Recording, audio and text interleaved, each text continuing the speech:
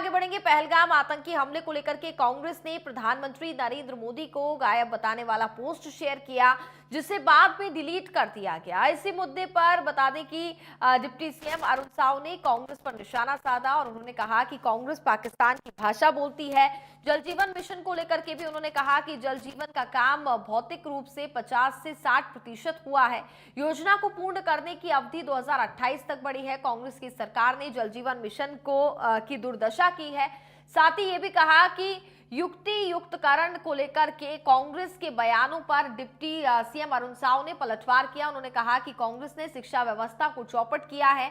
नया सत्र शुरू होने से पहले आवश्यक शिक्षक स्कूलों में पहुंचे और इस तरफ सरकार काम कर रही है। बिजली कटौती के फैसले को लेकर के भी अरुण साव ने कहा कि कांग्रेस ने बिजली उत्पादन के क्षेत्र में कोई काम नहीं किया, प्रदेश को अंधकार में धकेला है।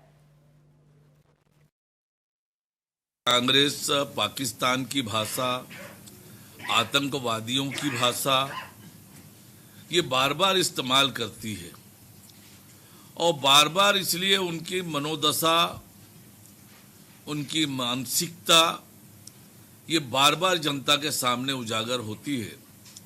और यही कारण है कि आज कांग्रेस की दुर्दशा हो गई है, कांग्रेस समाप्ति की ओर बढ़ रही है।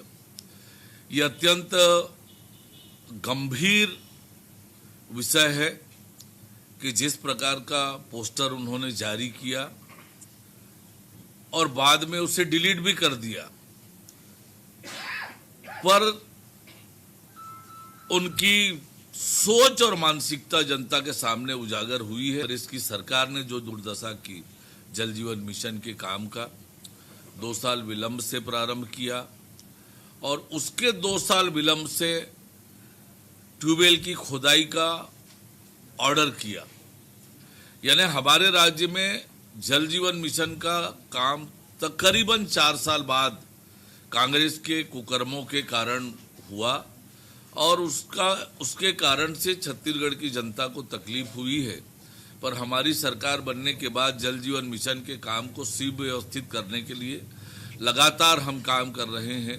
विष्णुदेव साय जी के नेतृत्व में सरकार हर घर तक नल से शुद्ध पेयजल पहुंचाने के लिए प्रतिबद्ध है। कांग्रेस पार्टी जिसने राज्य की शिक्षा व्यवस्था की दुर्दशा की, शिक्षा व्यवस्था को चौपट किया,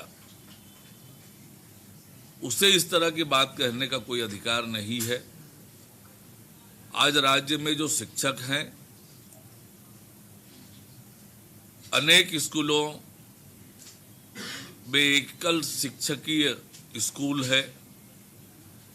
परीक्षा के बाद अब नए शिक्षण सत्र प्रारंभ होने से पहले व्यवस्थित हो जाए, आवश्यक शिक्षक स्कूलों में चले जाएं, इसलिए सरकार इस पर विचार कर रही है और इसलिए युक्तियुक्तकरण की नीति बनाई है। 5 साल में राज्य में कांग्रेस की सरकार थी, उन्होंने बिजली के उत्पादन की दिशा में कोई काम नहीं किया।